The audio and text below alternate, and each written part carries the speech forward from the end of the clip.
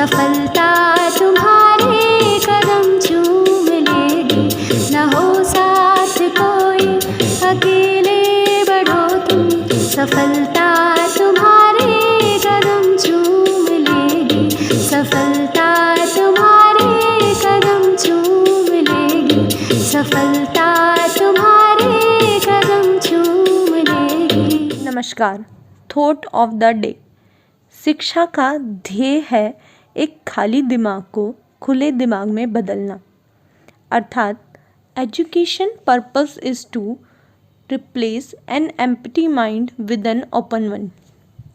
शिक्षा बंद पड़े मस्तिष्क की जगह उसे एक जागृति वाले मस्तिष्क में बदल देती है, अर्थात शिक्षा हमारे विचारों में जागृति लाती है तथा हमारे मस्तिष्क को खुले मस्तिष्क में बदलती है। Good morning students. आज का शब्द है डेयरी। चलें स्पेलिंग देखें।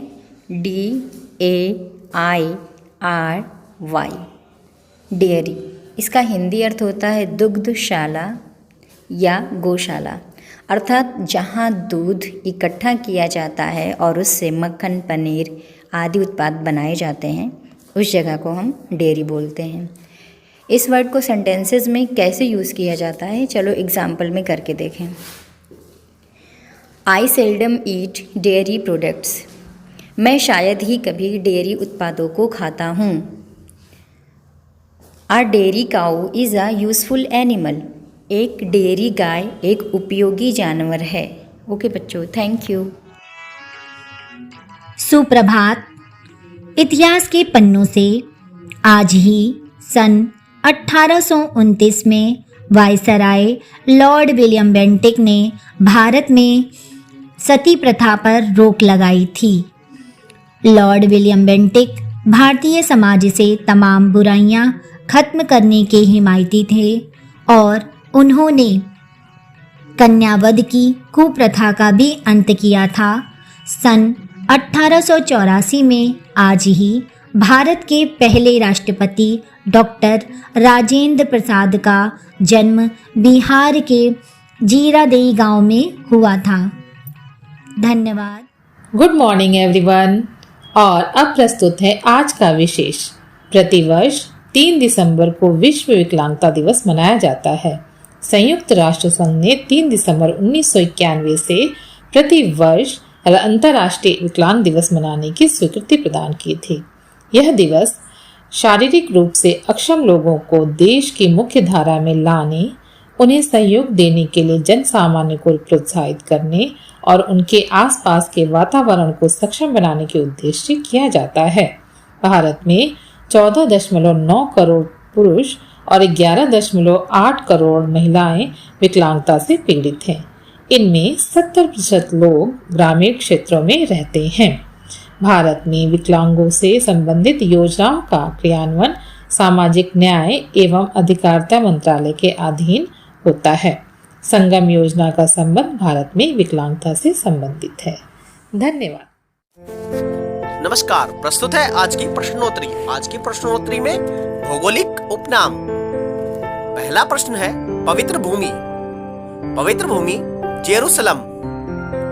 प्रश्न संख्या 2 मोतियों का द्वीप बहरीन। प्रश्न संख्या 3 प्यासी भूमि का देश। प्यासी भूमि का देश ऑस्ट्रेलिया। प्रश्न संख्या 4 ब्लू माउंटेन्स नीलगिरी की पहाड़ियां। प्रश्न संख्या 5 भारत में फलों की टोकरी। भारत में फलों की टोकरी हिमाचल। धन्यवाद। नमस्कार बच्चों, मैं डॉक्टर सुमन गुप्ता लेकर आई हूँ आज की हिंदी कविता। हिंदी कविता का शीर्षक है कहाँ रहेगी चिड़िया। आंधी आई जोर शोर से, डाले टूटी हैं झकोर से, उड़ा घोंसला अंडे फूटे, किससे दुख की बात कहेगी, अब यह चिड़िया कहाँ रहेगी। हमने खोला अलमारी को, बुला रहे हैं बेचारी को, पर वो ची ची कर राती है, घर में तो वो नहीं रहेगी, अब यह चिड़िया कहाँ रहेगी। घर में पेड़ कहाँ से लाएं, कैसे यह घोंसला बनाएं, कैसे फूटे अंडे जोड़े, किससे यह सब बात कहेगी? अब यह चिड़िया कहाँ रहेगी? धन्यवाद। सुप्रभात प्यारे बच्चों, मैं हाजिर हूँ आज की कहानी लेकर और आज की कहानी का शीर्षक है बड़ा बनो। तो चलिए कहानी शुरू करें। एक बार एक नवयुवक किसी संत के पास पहुंचा और बोला, महात्मा जी, मैं अपनी ज़िंदगी से बहुत परेशान हूँ, कृपया मुझे इस परेशानी से निकलने का उपाय बताएं। संत बोले, पानी के गिलास में एक मुट्ठी नमक डालो और उसे पियो। युवक ने ऐसा ही किया। इसका स्वाद कैसा लगा? संत ने पूछा। बहुत ही खराब, एकदम खारा, युवक थूकते हुए बोला।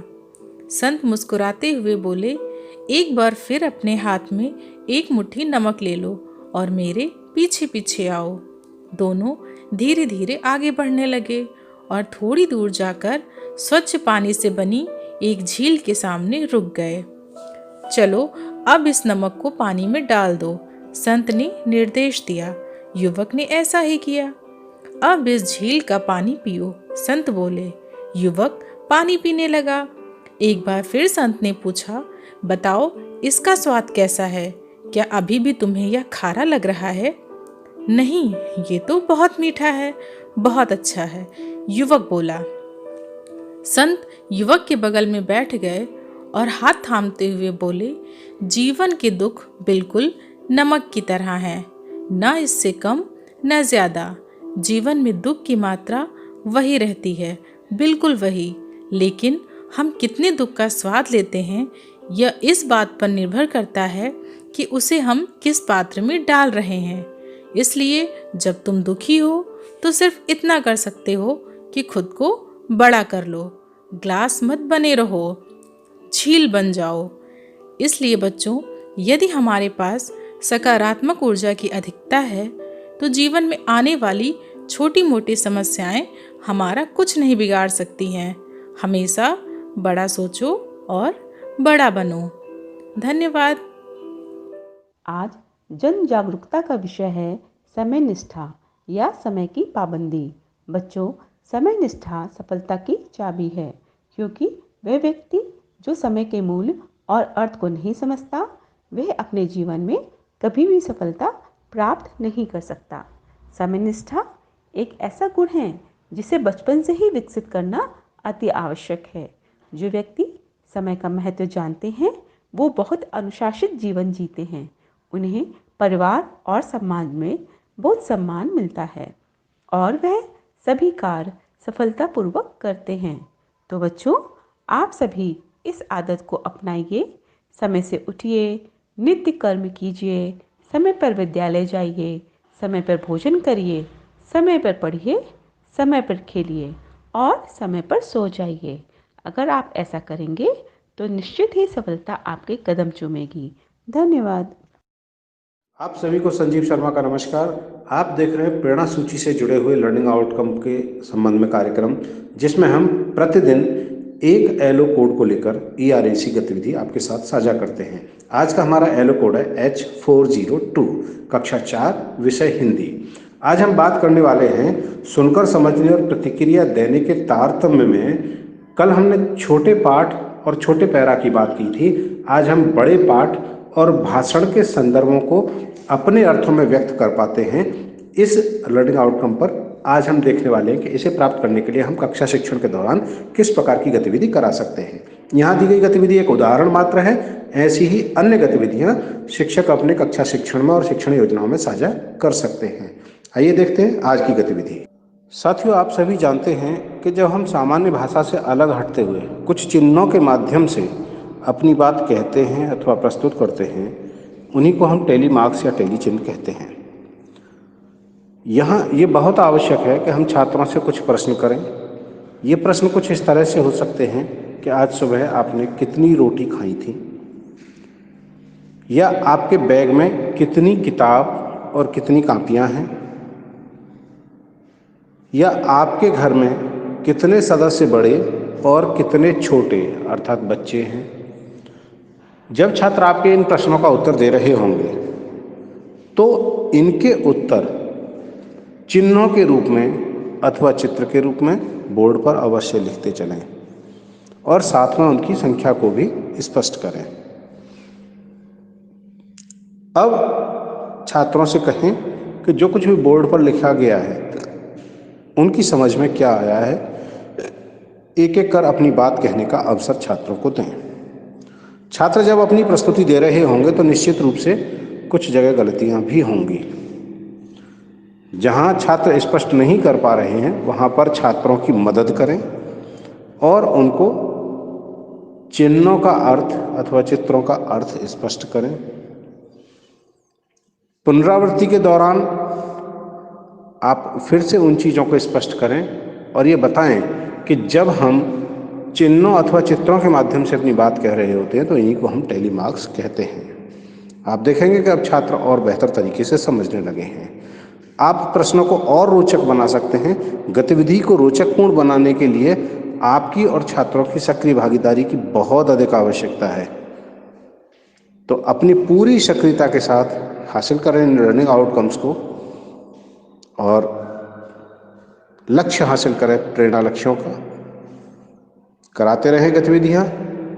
हम बनाएंगे प्रेरक प्रदेश उत्तर प्रदेश। जय हिंद, जय शिक्षा।